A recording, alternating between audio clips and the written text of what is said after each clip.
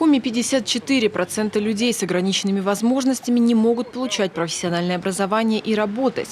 Каждый пятый инвалид никогда не посещал кино и театры, а почти каждый четвертый ни разу не покупал себе одежду самостоятельно. Эти результаты мониторинга Всероссийского общества инвалидов по сути означают, что большая часть людей с какими-либо особенностями развития проводит всю свою жизнь в четырех стенах.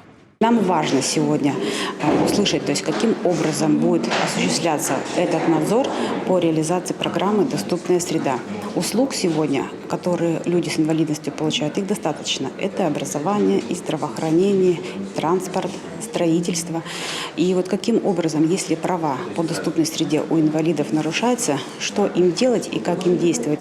В следующем году Федеральному закону о социальной защите инвалидов Российской Федерации исполнится четверть века. За этот немалый промежуток времени среда для маломобильных граждан, если и стала доступней, то все же не намного. Зачастую предприниматели игнорируют элементарные правила, а потому сегодня к ним необходимо применять уже более серьезные меры.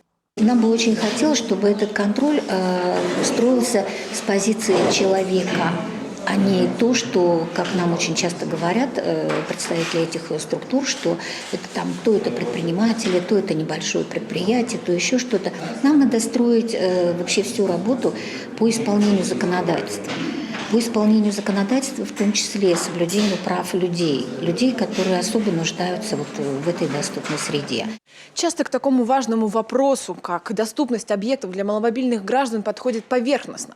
Так и здесь, в одном из торговых центров Сыктывкара, пандус вроде бы есть, но вот если обычный, полностью здоровый человек попробует по нему подняться, то у него попросту ничего не получится.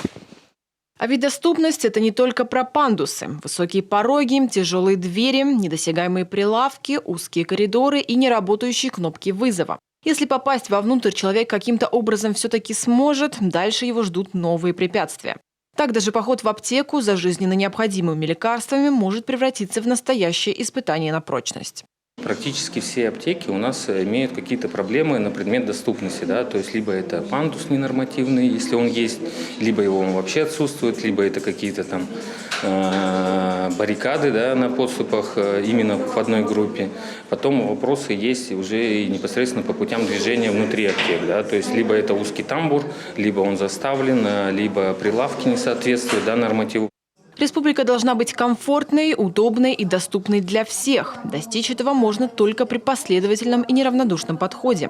Некоторые меры, например, информирование, даже не требуют особых затрат. Так уже работает специальная группа ВКонтакте. В ней публикуют информацию о преградах, которые поджидают маломобильных граждан на улицах города. Также в планах создание и подробной карты доступности. Ксения Лосева, Вячеслав Беспалов, телеканал Юркон.